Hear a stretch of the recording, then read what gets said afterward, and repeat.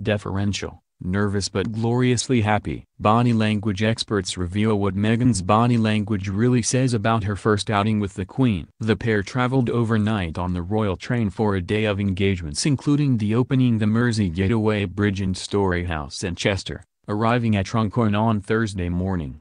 Shortly after stepping off the train, the pair were whisked away by car to the Mersey Getaway Bridge to meet architects, planners and community representatives. The Queen exited the train first, with Meghan following closely behind. Robin Kermode, body language expert and founder of communication consultancy, Zone 2, Co. UK, and author of the best-selling book Speak So Your Audience Will Listen, said Meghan's physicality shows she was slightly nervous about the day ahead.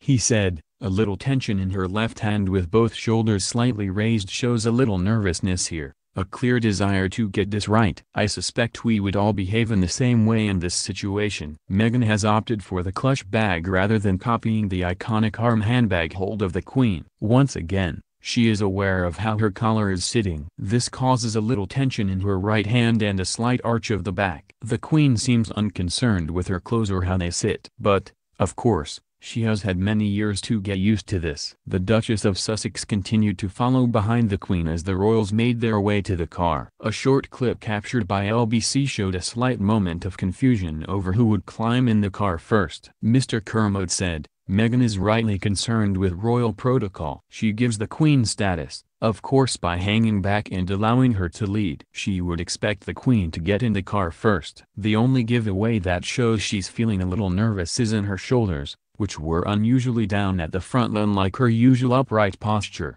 This is a very deferential, kind pose and quite understandable." This continued throughout the day, with the Duchess walking behind the Queen and following her down the line of well-wishers as they arrived at a library. The close bond between the Queen and Meghan became apparent when the pair sat down at a ceremony to open the new Mersey Getaway Bridge. Body language expert Judy James, an industry leader in communication, told how the Queen appeared completely confident in Meghan's ability.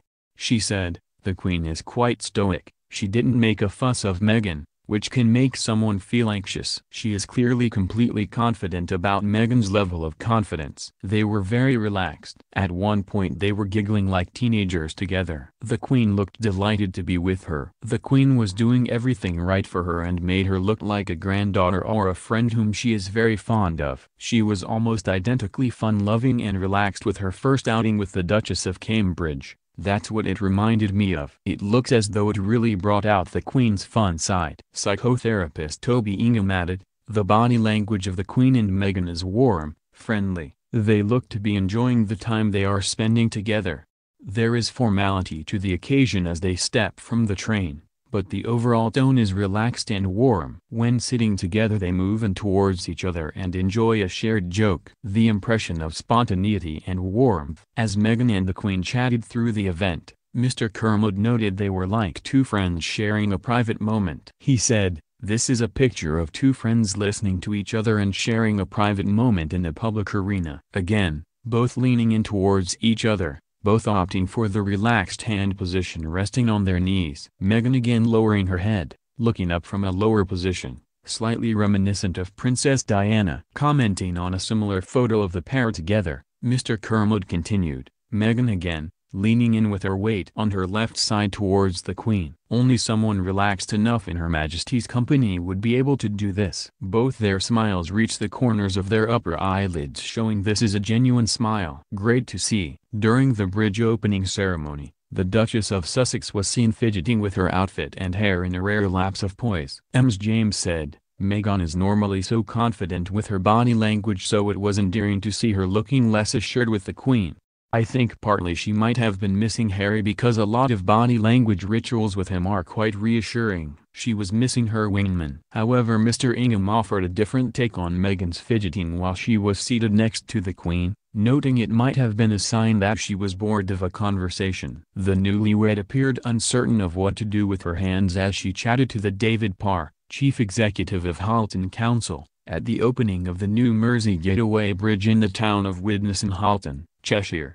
Explaining the behavior, he said, It appears that the man on Meghan's right is the cause of her fidgetiness. It looks like she is rather distracted by his interest, information and conversation than anything to do with the Queen. Possibly she is a bit bored by the conversation or attention. She appears very polite and responds attentively and initially smiles. Her facial expressions are enthusiastic, but then it appears her concentration and interest fades. She is distracted by where to place her bag. Her busy fidgety hands may be giving away this lack of interest. I think Meghan will be pleased to have been given the honor of traveling with the Queen to the function, but at this point of the event she is distanced and separated from the Queen and caught up in the protocols of the event. The Queen and the Duchess carried out a number of engagements today, including watching a performance by local school children called Bringing Communities Together, Halton's river crossings over the ages before the Queen unveiled a plaque to mark the opening of the bridge. The Queen and the Duchess also visited Story House in Chester, where they will be taken on a tour of the building to visit the Children's Library, stopping to meet a Syrian settlement group engaged in craft work. The royal party later watched a performance by Fallen Angels, a dance theater company for people in recovery from addiction, before moving to the theater to see a medley of songs from Story House's latest production, A Little Night Music. The Queen and the Duchess will also stop off at Chester Town Hall where they attended a lunch as guests of Chester City Council, which will mark the conclusion of their visit to Cheshire.